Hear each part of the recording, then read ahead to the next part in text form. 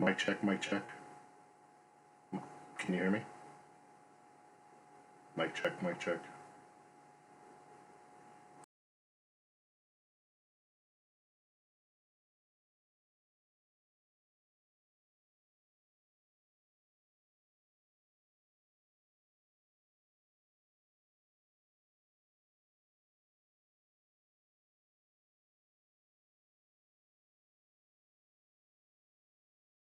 Oh, no, you're hearing me. Now, can you hear me? Check, check, check.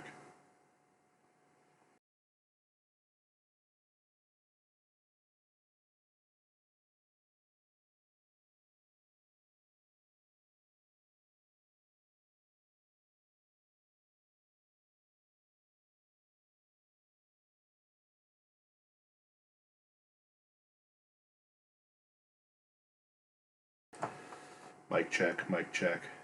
Check, check. How does that sound?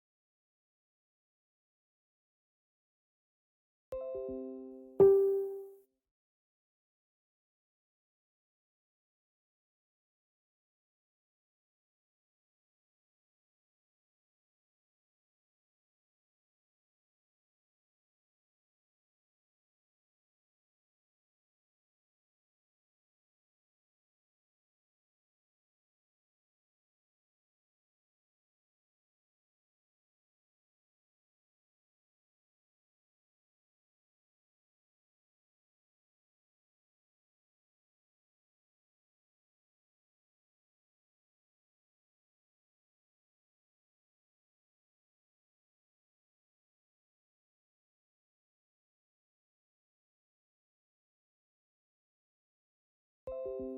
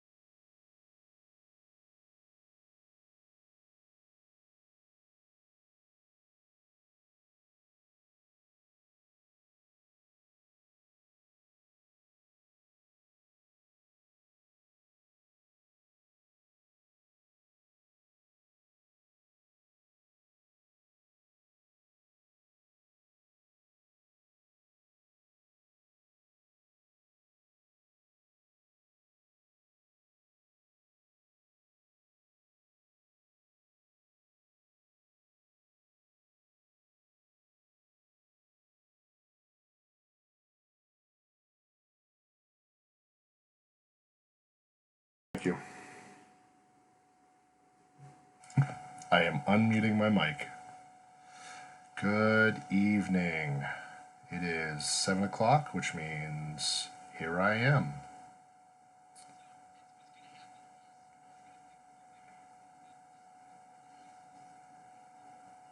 It's not. It's on my... Oh, got it. Okay. Yeah. I'm going to have to end it then. Word. Thanks. Yeah. All right.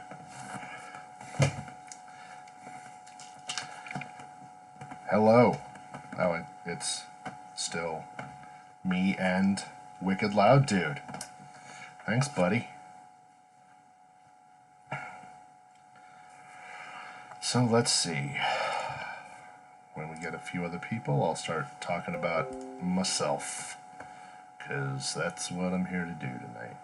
Talking about myself.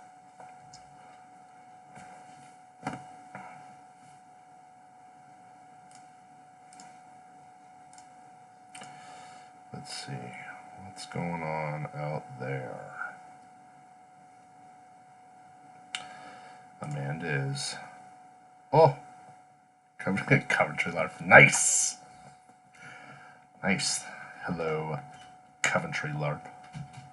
This is Coventry LARP. Oh wait, this is LFE Live. And there's my wife. Shh. Shh. So, tonight I'm talking about myself. And we get some other people that don't already know all this information. She came out of the secret wall. It's a door. I understand the confusion. It's called a door. My kitty's sitting off to the side here looking at me like she hates me. Oh yeah, door. Yeah. So what do you guys want to know about me? Oh, Calendar. Hey man, what's going on? It's like I haven't seen you in forever.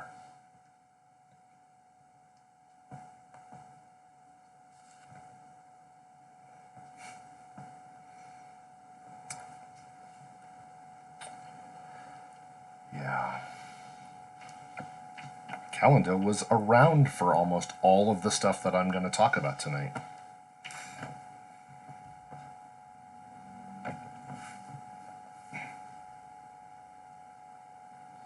Six viewers. Yeah. I can only see the 3 of you so far.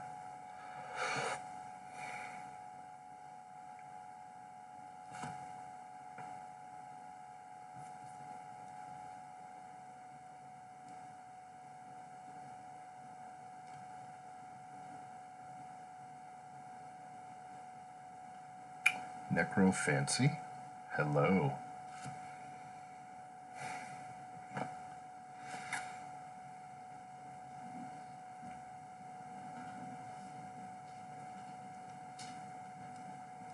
It took me longer than that. Foilist, how you doing? I think I need glasses. Where do I want to be the... Well, you're asking all the tough questions. Where do I want the arc of this game to be in a couple of years? Coventry.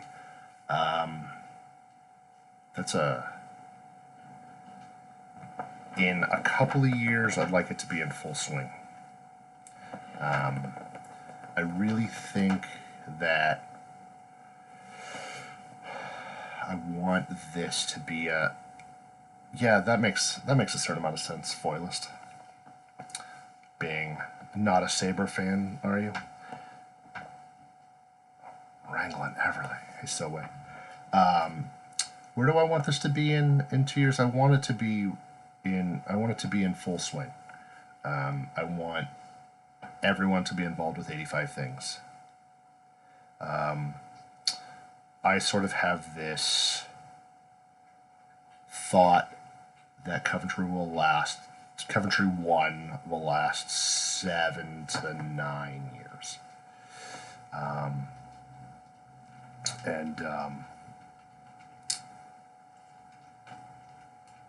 So right, 2 years from now, I'd like to be right, just right getting into the thick of it.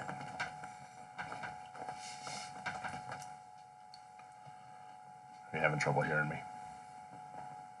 It's weird because most of the time everyone can hear everything in my house completely that I can't hear. So yeah, 3 years from now, 4 years from now, I'd like to be middle of the arc. I guess 3 years from now, because it's been it's already been 6 months. So although it doesn't feel like it.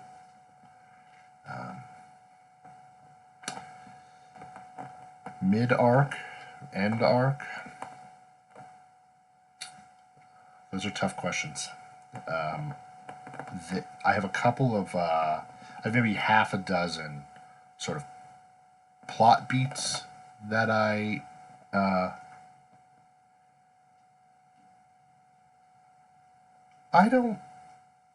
don't think, Calendale, I don't think people are necessarily going to need to change characters in that 9-year time span. Now, if a player's not having fun, I want them to change it up so that they do have fun. But I don't think within that 9-year time span, I don't think it'll be necessary to change characters.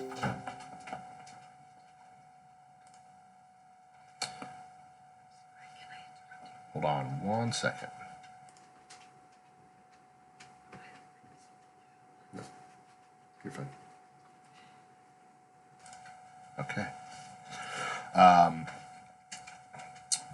Yeah, I expect people to be able to play, and I have, so I guess that's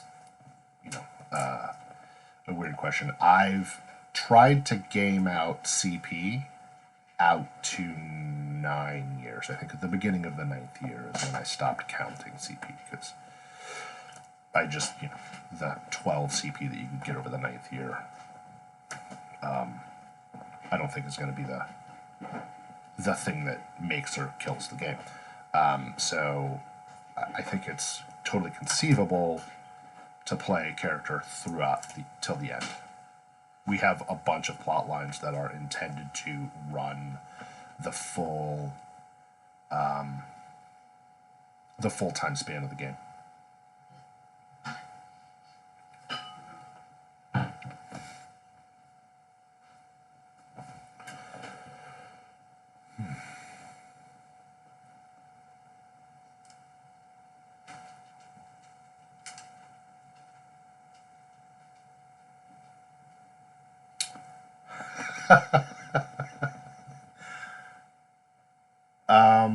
I have a couple of favorite nations. I really love the Magnus Arcanum. Nate did an incredible job of writing it. No, Palantine's trash. A bunch of garbage people. Palatine is the bomb. I love Magnus Arcanum. I love the feel that it has. I love the intricacies between the houses, and I love where it's. I love a lot of the historical context that's written in. Of my own, oh man, I like Brithalia. I like the Regency of Brithalia a lot. It's complicated. It's not an easy place to be from. I love the characters that we have that are from Brithalia. I think that it has the potential to be a really trying place to be from, and I think the players that we have that come from Brithalia are they're the type of players that just grab hold and go with it, and are just great.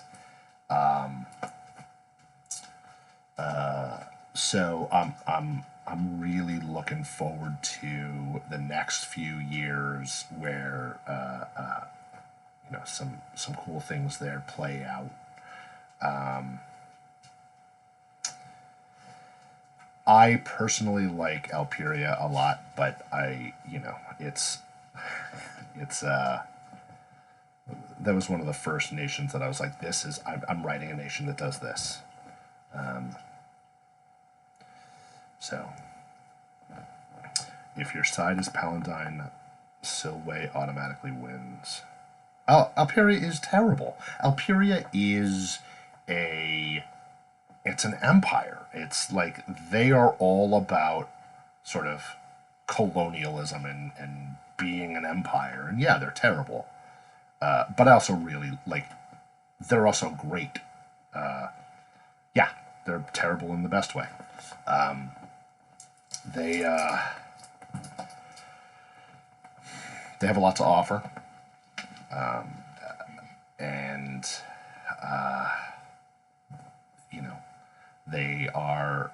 they've spent 100 years with this awful, crushing zeitgeist that they've been trying to atone for, or this action or these actions that they've been trying to atone for, and it's fun to write for. It's fun to write hooks about. So Alperia and Palatine pretty much couldn't be more opposite to one another. Alperia being this sort of high and fussy empire, a dynasty, and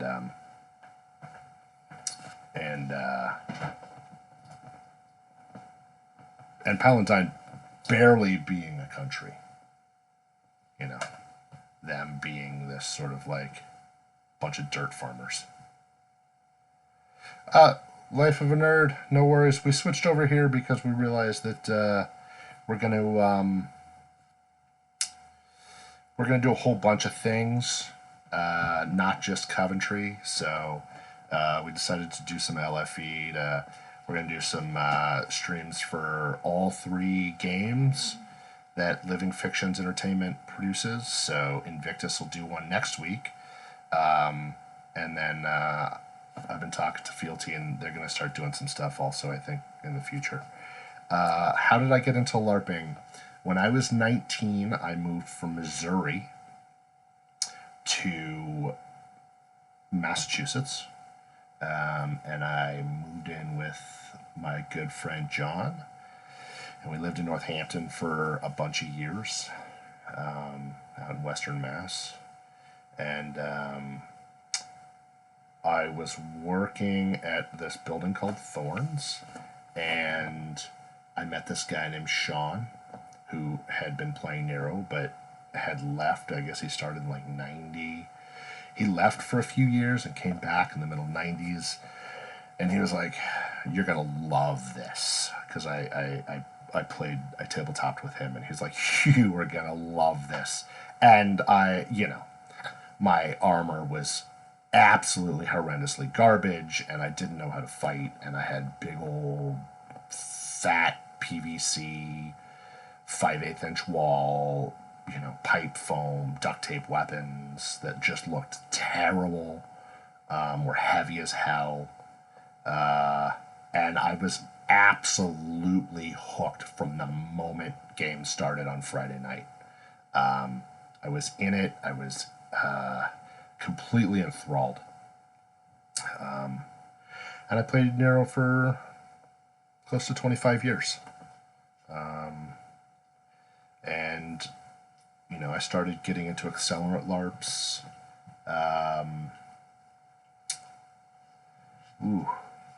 2010, 2011. I started NPCing for Seven Virtues, which was a game that ran a 3-year arc, and until somebody killed Nero.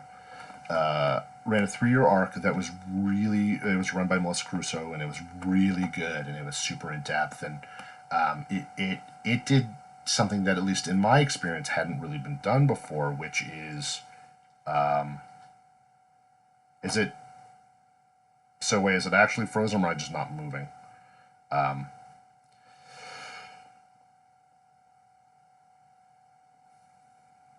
So Foilist says the video's fine. Soe doesn't. You know what it is, Soe? It's all the monitors you're trying to look at me on. It's the problem. Too many monitors.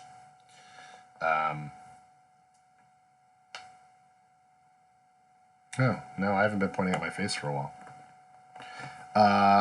So my friend Rachel said, "Hey, there's this new game starting.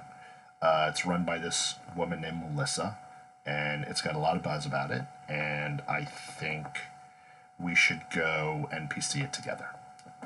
And that was just it. Like, it was like, yeah, sure. She didn't have experience really with accelerant LARPs. I didn't have experience with accelerant LARPs.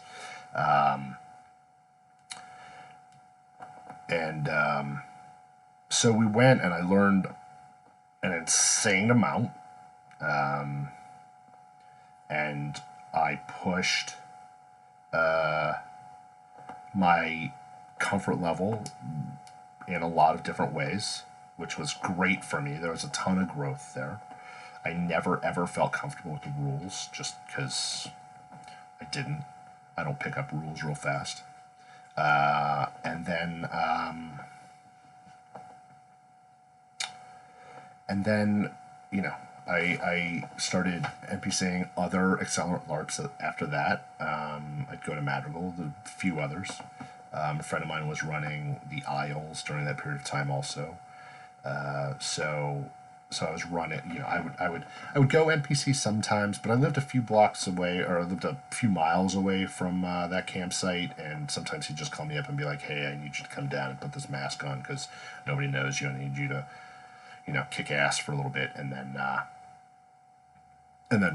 you can go home." Okay, I'd get in my car and come down and put this. There's this monster costume. So I did that. I kicked around.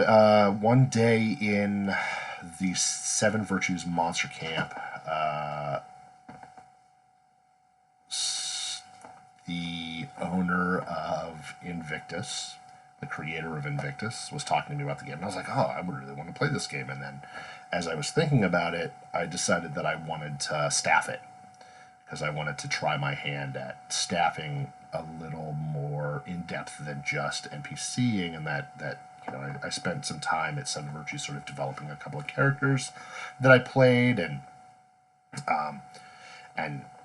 I really enjoyed that, and so I had not a ton of autonomy over them, but I had a little bit of autonomy over them, so I really enjoyed that, And then, so we ran that, and then,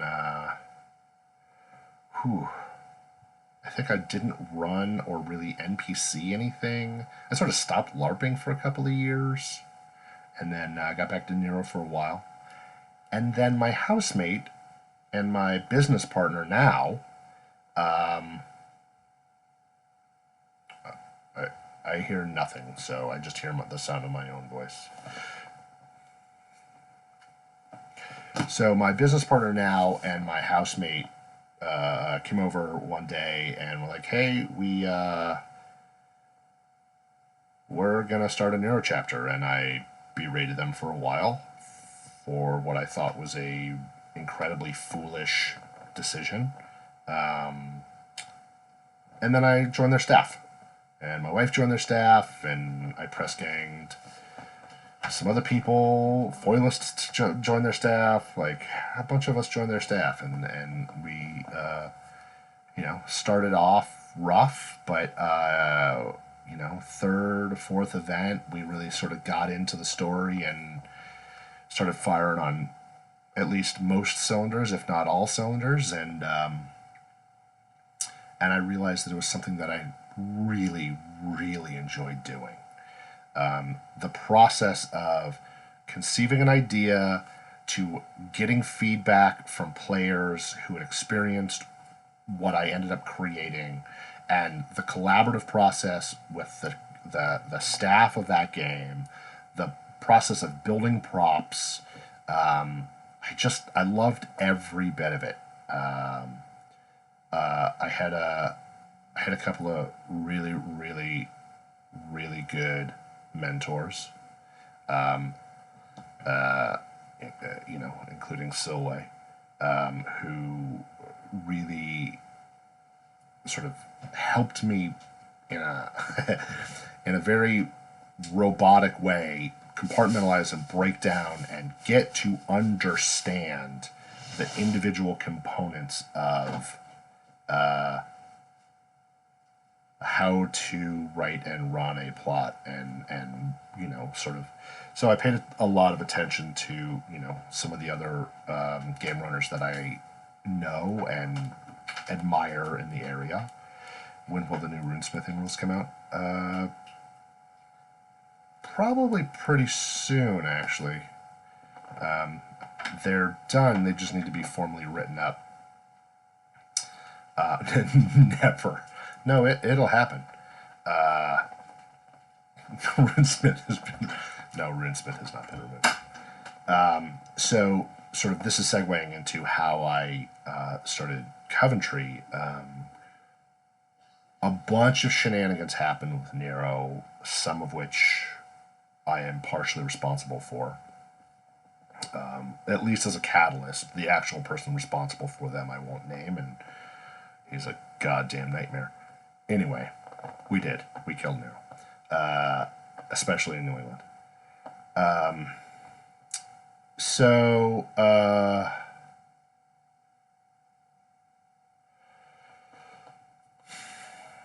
we closed that Nero chapter because of a metric F ton of weight of shenanigans, and that day, me and my business partner, David Cashel, were leaving lunch, dinner, I don't remember. We met after work one day where I had just sent out the announcement that we had dissolved the company. One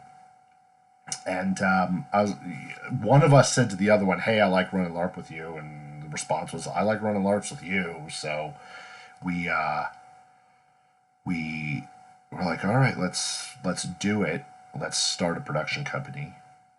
So that's why Living Fictions Entertainment exists. We brought Patrick in because he's a curmudgeon, and both David and I are crazy Labrador puppies that just want to go and do everything.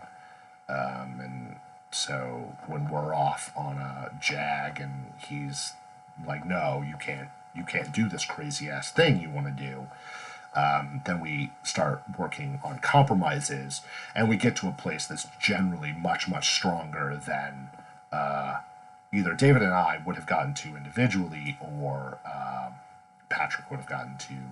And so it's this good. I think it's this great sort of relationship. No pressure. Well, I live with one of my staffers, so I'm pretty sure I'm married to one of my staffers, so I'm pretty certain I'm contractually obligated to say that she is my favorite.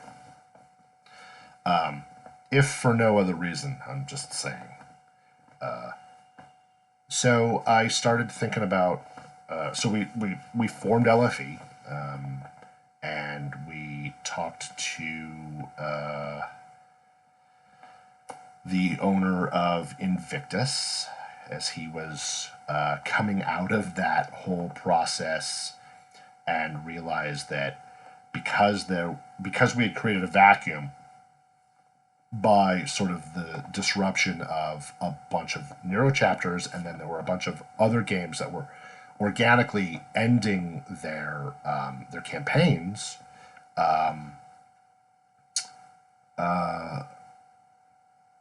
He decided that he was going to put his game into full tilt production, and we decided to back him. I personally also staff that game, and I absolutely adore it. I love.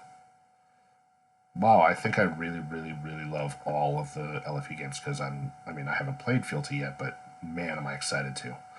And I started, that was over the summer. I think that was June that we folded. We folded Ashland, and I I had been playing around with this idea. Yeah, I'd been playing around with this idea for a tabletop campaign, and I had a notebook page that I just sort of scribbled some ideas into, some of those ideas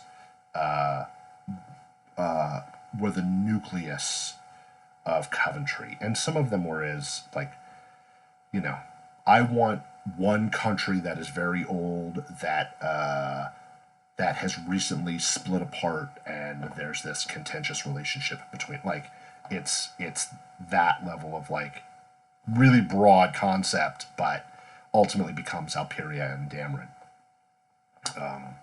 through a whole bunch of different ways. And then over the course of the late summer, I started really trying to.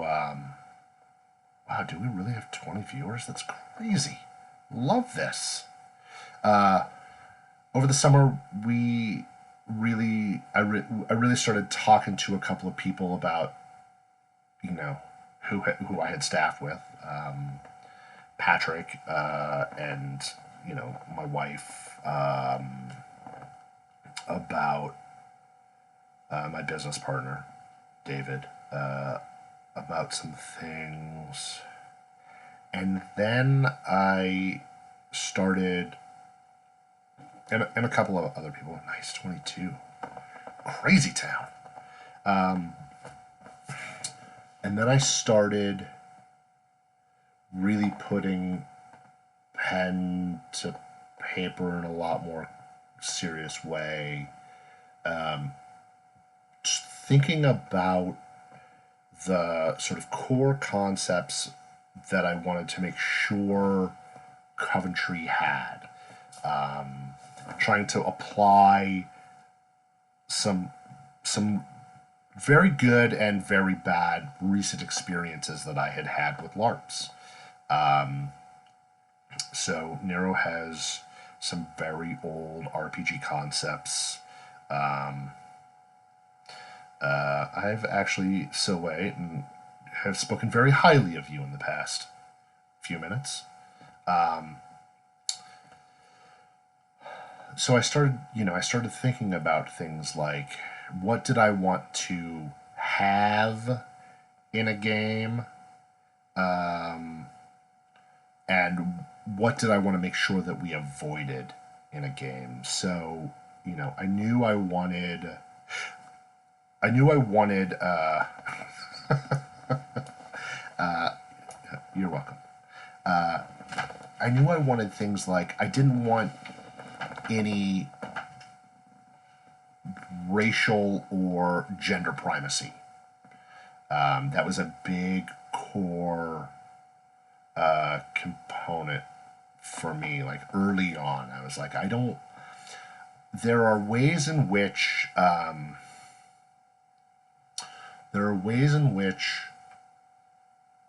things like, the ancient elven forest and the elven races, been around 70 million years and they're the wise ones and humans are just dumb infant race. And there are ways in which that can be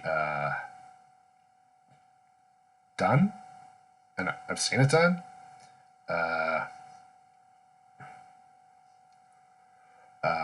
But I wanted to play around with not having that. So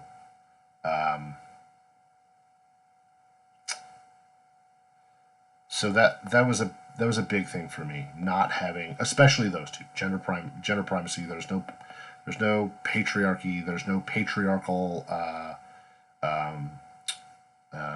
heritage. There's no one. None of the nations have gender-based lineage rules for inheritance and stuff like that. There's enough of that in our everyday lives, and I wanted to play around with a world where that sort of we didn't have to deal with those boundaries as well. What attributes to hitting cap as a new Amanda? I think you're asking Baggins929. You're asking what attributes to you hitting cap as a new game. Are you asking why were we able to? It's Amanda. It's Amanda. I mean, she is, yeah. So, there are some people on this staff that are really, really incredible. I mean, they're all really incredible. And, yeah, they're great. I still freak out a little bit about how good my staff is. And, I think the first thing I did was bring Amanda in as the director of marketing for Living Fictions. And she went and sold this game to everyone with a passion that is great. But also, there was also, I think, a couple of games that were coming down. I think people were looking for new games. I think we hit the right note of just sort of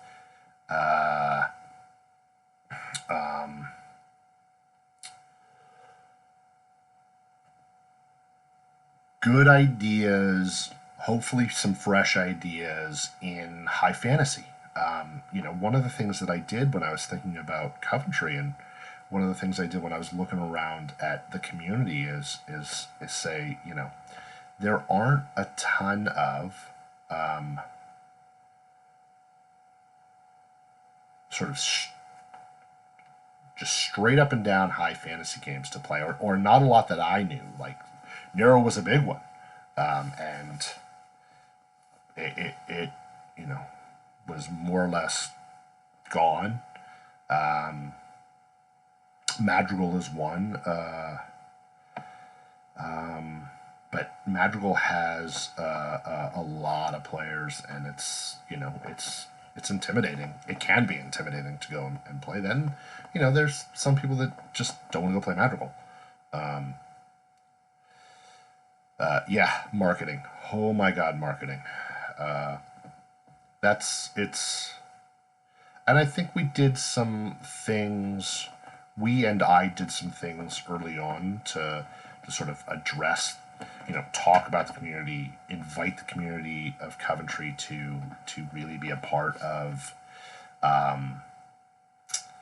the game, and to really just build a community. And that is a thing that has the players have made have made this amazing effort to build this really great community.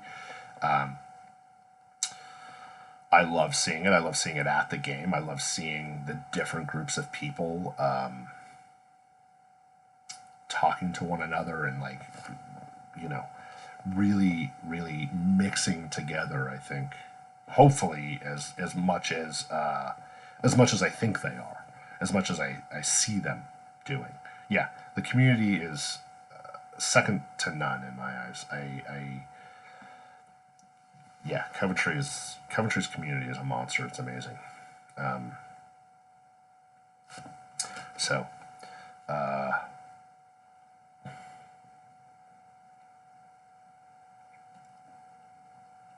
and also we had a campsite that only held 75 beds. I mean, there's sort of sorry, I'm going back to your question. There's sort of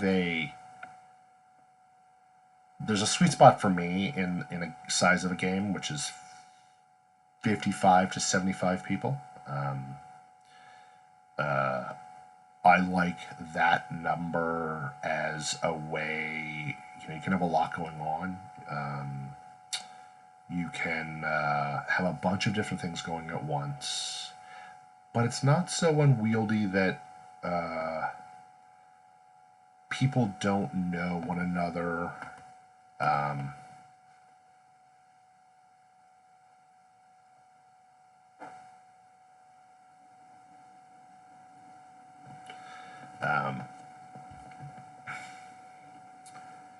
Walkerman87 says that he's super happy that they're super happy that they came back into LARP, and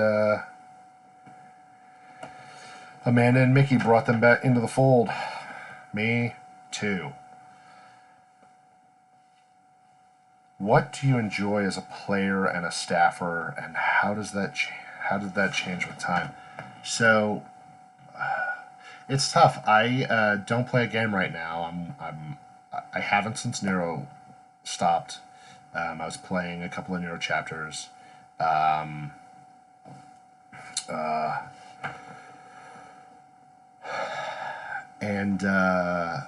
I'm very, very excited for Fealty. Basically, everyone involved in Coventry on the staff side is playing Fealty. We're just rocking a team. It's crazy.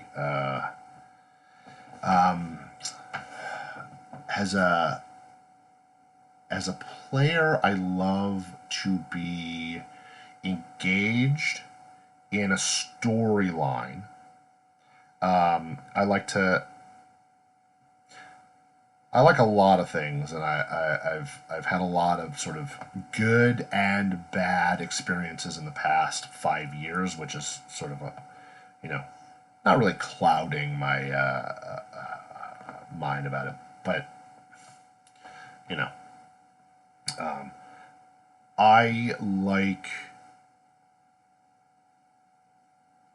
There was a moment. This is a number of years ago where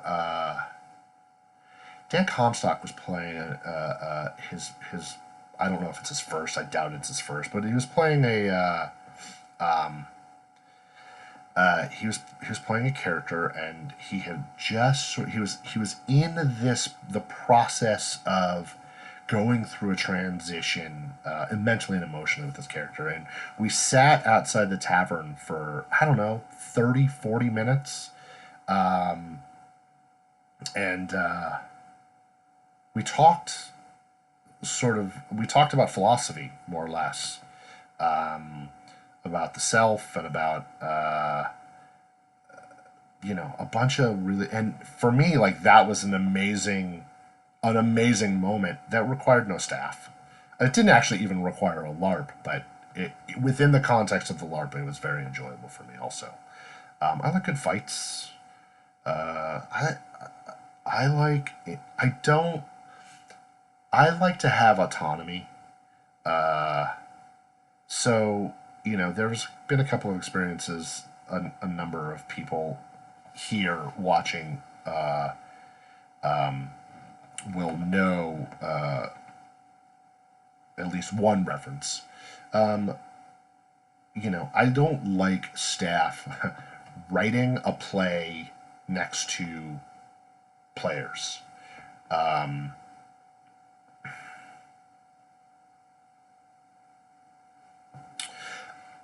For me, the two big no-nos were I don't mind being on rails. I just don't want to see the tracks. Like, yeah, gee, I wonder where that could have happened. Uh, yeah. So I'm super happy as a player to buy into whatever you're running. Um, and that for me is a thing that has changed. Understanding how to do that, understanding how what my responsibility as a player is in the context of a LARP, like to not be disruptive to, or this is what I think of my responsibility as a player is and especially now that I've staffed and understand just how hard it is on the other side, to buy into the scene that's going on. That's my responsibility. It's not the staff can only do so much, right? The staff can present me with an opportunity, but I have to buy in. And it took me a long time to really understand that. Partially because no one for many, many, many years at Nero ever asked me to buy in. It was just a thing that was happening over there, and I was one of a number of people that were present for it. And but then I played Fifth Gate, and I NPC'd Seven Virtues, and I NPC'd Invictus One, and I you know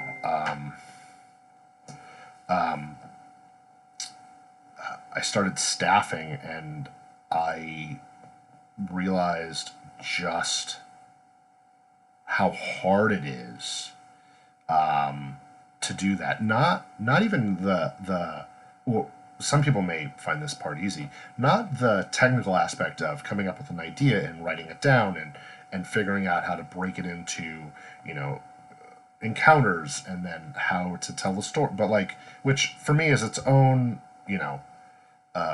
set of challenges. But for me, the hardest thing is like I'll sit and I can write something, but then the hardest thing for me is to go out and actually embody it. So the two big no-nos were, and so you and I have talked about it, the two big no-nos for me were racial and gender primacy in Almiran. Those were the things that I knew I didn't want to deal with. I just didn't want them in the game.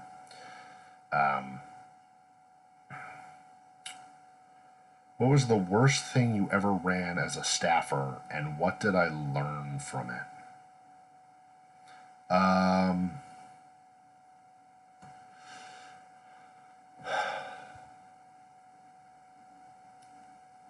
I think and this I think the first two events of Narrow Ashland, I'm incredibly proud of them, and I'm incredibly derisive of them. I don't feel like I understood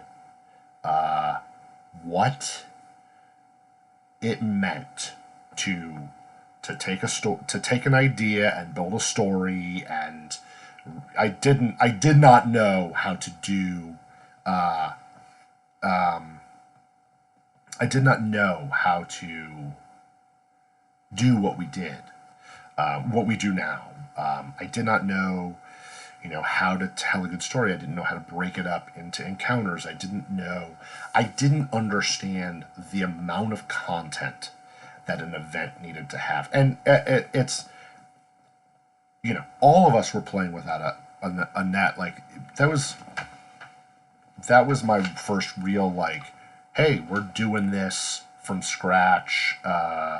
And, God love him. Mike, I think, was really the only person on that staff at the time that had much experience doing that. And the rest of us were really green. And, I obsessed over Pels for those two events. And a couple of people wrote really good, really positively critical Pels.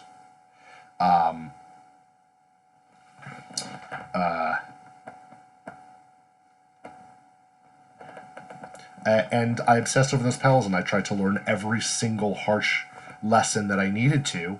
And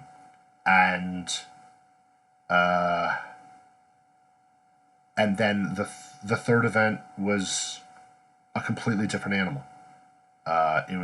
So we had 2 fall events, and then we had the winter, and then we ran a spring event, and the spring event, like we for me, one of the hardest things about staffing or about writing is about the initializing of a story, like the beginning of it, getting it started, getting people invested. It was super. Like, I didn't know how to do that. So by the time we got to the third event and we had like these story elements already, okay, so now we can build on them. Then we hit the ground running in the spring, and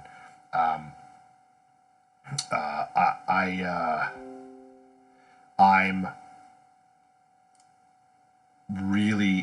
really proud of what we did. I'm really proud of the first 2 events too. I just know that I personally was not anywhere near prepared. So that was our number one goal. Number one goal. We want the players to have fun. We want to have fun too. We want to tell great stories, and we want to tell great collaborative stories with the players. And that was the sort of the mission statement, is that we are building collaborative stories with players. And so, we got into the habit of really only writing 3/4 of an event, because we knew we were going to do a lot of stuff on the fly. We needed to leave room for that. So we ended up having this really, I think, very cool. My wife was running Monster Camp, and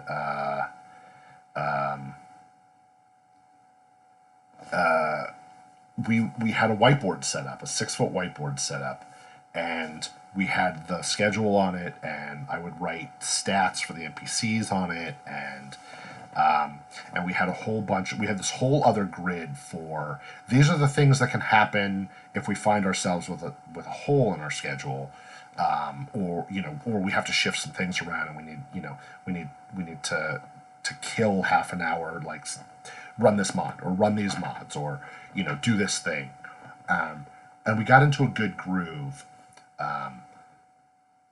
and it was not uncommon for us to have a schedule on Friday night and completely rework it at 2:00 in the afternoon on Saturday, because the players had done X, Y, and Z, and it required this whole ripple effect throughout the schedule,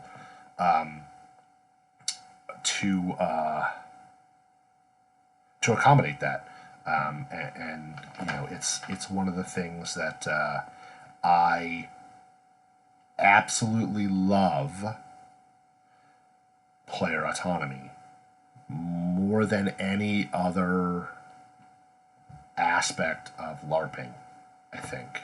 I love the collaborative nature of it, and I love when players go, I'm going to do this thing. And it took me a long time to realize that I have the creative chops and the wherewithal to react most of the time, I hope, well to that, and to create the fun collaboration. What's my favorite race? Why do you always start games in the fall? I don't always start games in the fall. I didn't have any control over the Nero Ashland game. That I was neither the I wasn't the head of plot even back then. I was just a staffer. So the reason we didn't do it for Coventry is because Mickey was ready and I wasn't. And I didn't want to rush the production of, I hadn't, and thank God I didn't, because it was one of the hardest things I've ever done in my life. And we had 6 extra months to do it. Mickey was a lot further along in the production of Invictus 2 than Coventry could have ever been. So when he decided he was going, and he was actually thinking about starting the next year, but then we realized that there was this opportunity. So he ramped up over the winter and started in the spring, and I didn't have. I think it was my Christmas party and maybe Thanksgiving, but I think it was my Christmas party when I actually, or maybe it was my wife's birthday, which would have been in between, when I managed to wrangle Amanda onto my staff. So, and it was after that. I mean, it was after Invictus' first event that I got Caitlin and Andy. They joined staff, and JVS came on earlier this spring. So there was no way that I could have started it earlier in the year. But, we knew we wanted to start it in last year, and September seemed to be the way. Also, there's this, there's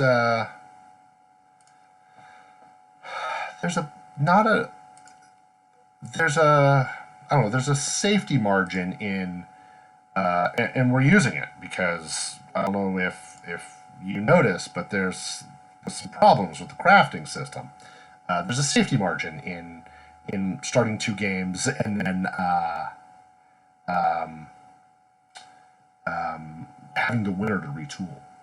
So for me, never having written a rule book, never having had anything to do with writing a rule book, never having, built a game, never having done any of that, having 2 games, having a shakeout, being able to see the significant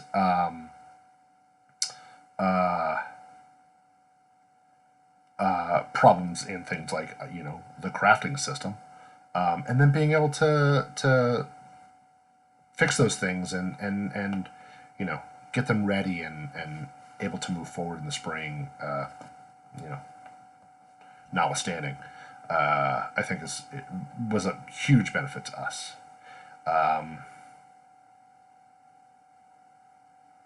Yeah. So is correct. Stagger starts, let us focus on the launch, marketing each game separately, which, has worked out really well. It was Christmas, yeah. Has worked out really well for us, with Fealty starting this fall. Damn, I'm excited. Let's see, let me I think I missed some questions here. What's my favorite race? Primary header, God, and Magic Discipline. Magic Discipline, dirty little secret, I don't know the Magic Disciplines as well as I ought to. Some incredibly creative people wrote them and balanced them, and I've read them. I have a couple of NPCs that use them, but I don't think I know them well enough to be able to have a favorite.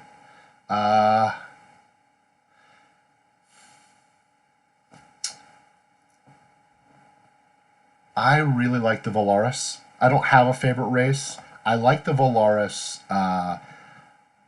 I was insistent that there be no humans. I was insistent that we have low makeup races.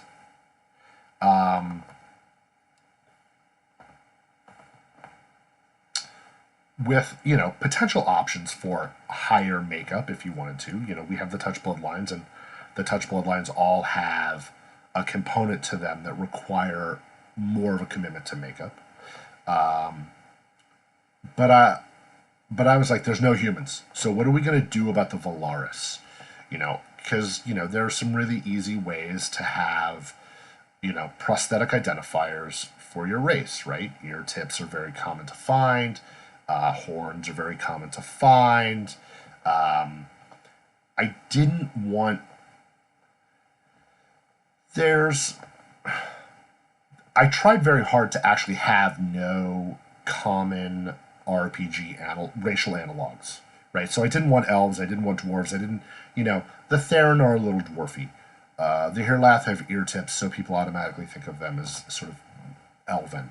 They're not, but that's okay. The Sumerok. I have reasons why I really, truly, deeply love the Sumerok that I can't get into. But I do. But I love the Valaris scrolls. And it was a thing that I did not come up with. And it just blew my mind. They're not water elves. Just because they go and shout at the water. They they blew my mind. The Valaris scroll, when it was presented, I believe it was Amanda that came up with it. Like, it blew my mind. I was like, oh my god, that's a great idea. So but I have each of the races, there's a thing about them that I really, really love. I love the skill that the Theron have about going and digging up, treasure out in the wilds.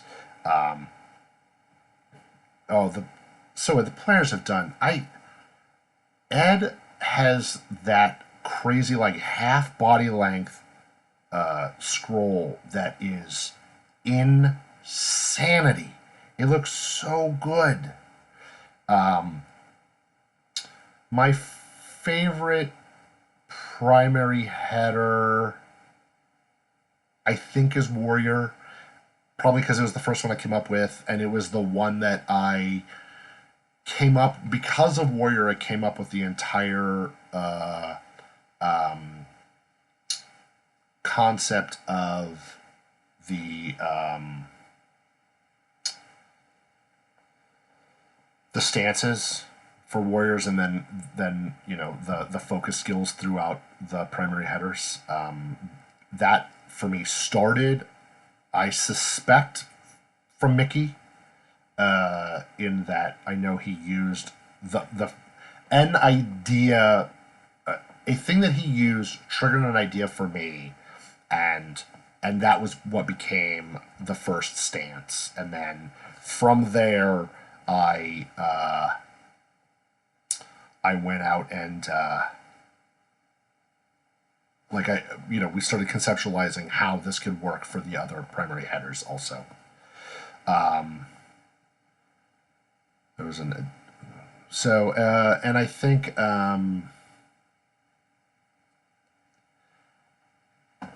I have a particular fondness for Athene, the Church of the Hidden Light.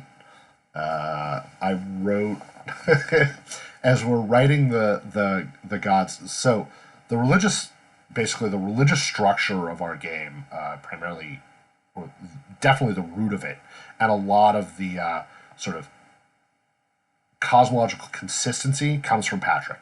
So when I need to when I'm writing something that involves religion, like I always have to send it to him and be like, did I break anything? Because I can't remember all of the nuance of everything.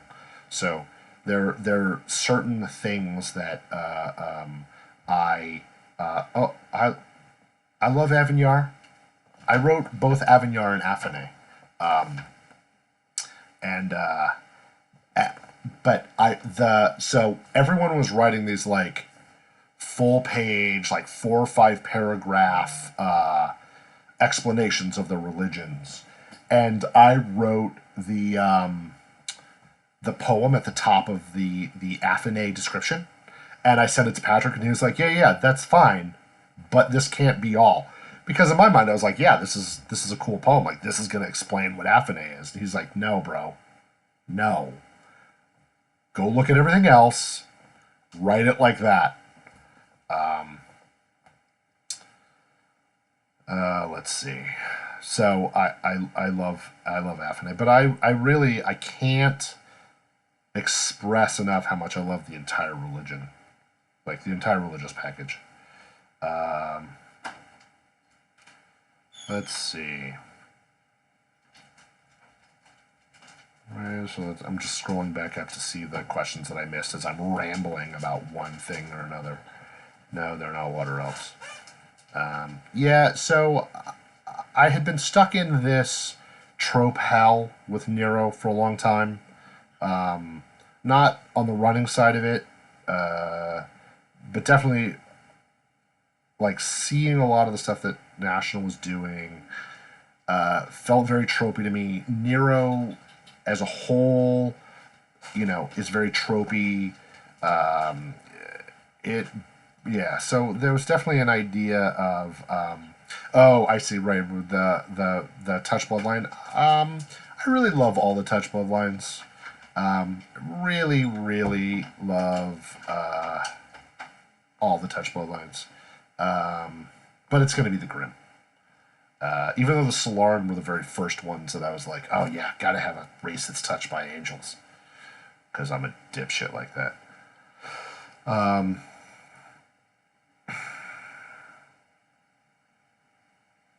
Yes, I believe that's how you. Yes, that's how you spell Affiné.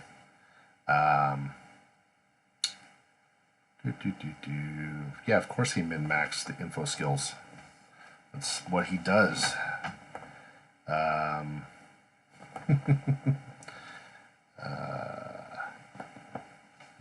Yeah, we'll have Patrick do one of these on religion if he's willing. I think he is. So, I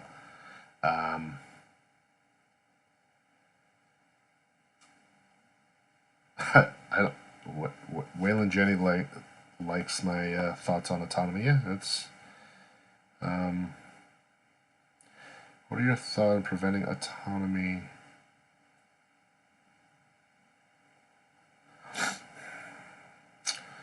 That's a great and really hard question. What's my thought strategy on preventing autonomy on such a large scale of a LARP from letting prominent PCs from steamrolling group choices and or otherwise getting in the way of fun for other players? Some of this is an out-of-game community kind of setting of expectations. If I see it and if it's brought to me, I don't see everything. I see actually relatively little because most of the time I'm in the middle of the scene I'm doing and thinking about the 6 other things that there's a ton that goes into it. So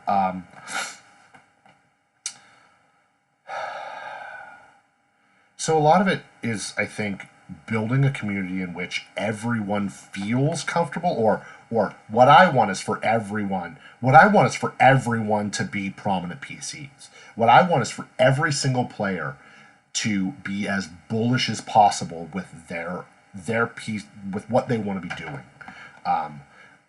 So and I will talk about the magic system, and I will talk about especially ritual magic in another stream.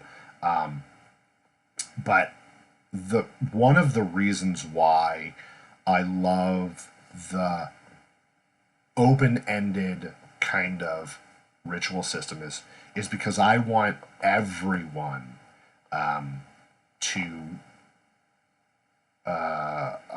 to give me their wildest ideas and like build rituals and like be in my face about what they want to do and like not in my face always but like in everyone's face. Like I want everyone to be really bullish about what they want to do, and I know that that's not always possible, and I know that that's not always the case. So I, we look for groups, and we look for individuals. I mean, we as a staff all read all character histories, and we talk about them a lot. We talk about the ways in which we want to play with them, integrate them into the world. What plot points in them we want to work with.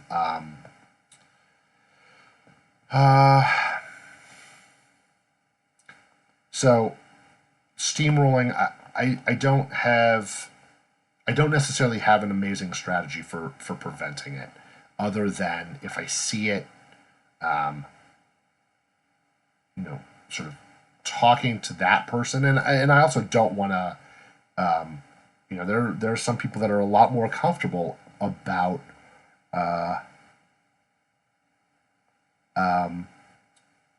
hey Christina, there are some people that are a lot more comfortable with being forward about their ideas, and also people who are just more comfortable with the sort of mechanics of LARPing, right? So like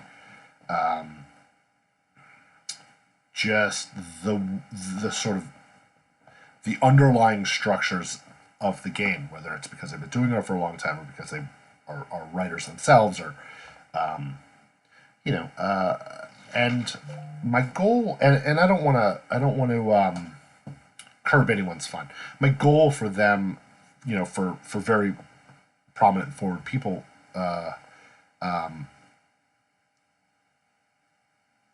would be to engage with them and make sure that we're engaging with everyone. I mean, that's really what it comes down to. It's a lot of work, but making sure that we're engaging with everyone. Do, do, do, do.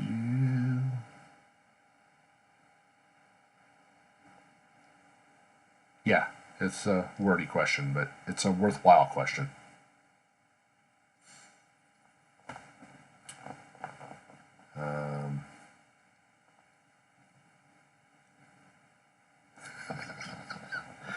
Call me any.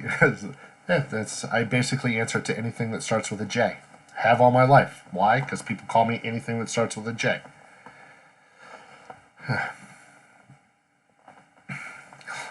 It's a brand. Yeah.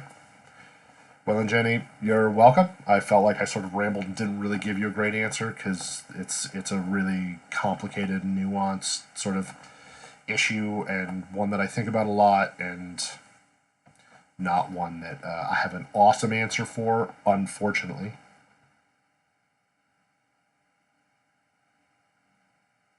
Yeah, that would have been a better answer. Interestingly, I was going to talk about that when I was talking about LFE, which is that, one of the things that we talked about, David and Patrick and I, and one of the things that we talked about, because we have seen a bunch of, including the LARP community surrounding Neuro, is that it can get really, really toxic. So I try to be really careful about. I try to be very diligent about curating for toxicity as as being paramount. Like that. That for me is one of my paramount goals.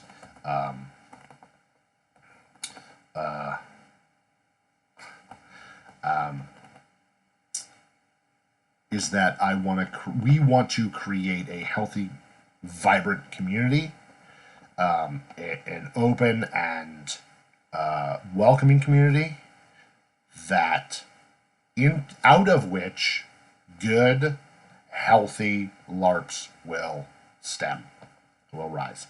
Oh, good night, Soe. Good night, Everly. Who are the 3 possible final bosses for Coventry? Yeah, I'm not going to tell you that. It's going to be no, I'm not.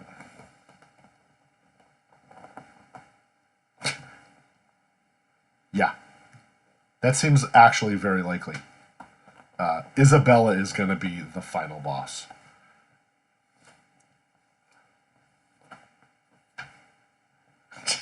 It's just going to be Patrick.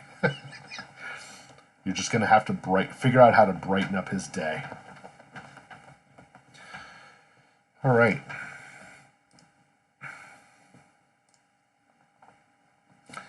Okay, so I have been on for an hour now, so I'm going to head off. Hopefully there are no awesome questions that I missed. I'm sure there are. If you some potatoes, I do like them weaponized.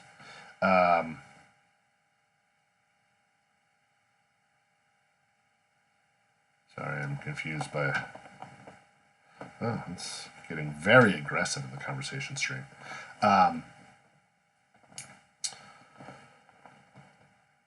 Yeah, wow, it's been an hour and 20 minutes.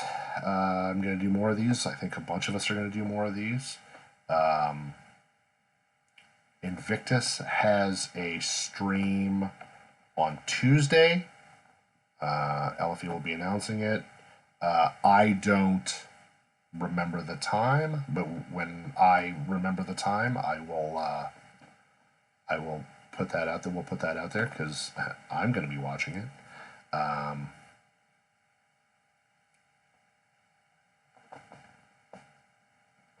Yeah.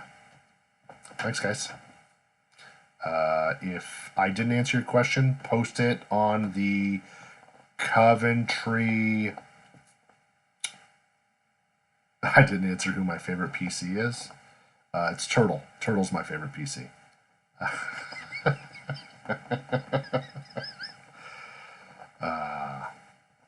All right, guys. If I didn't answer your question, post them to the Facebook page, the Coventry Facebook page. I want to, we'll be doing this again. List of questions is always great. Clearly, I can ramble about nonsense for an hour. Awesome. Good night.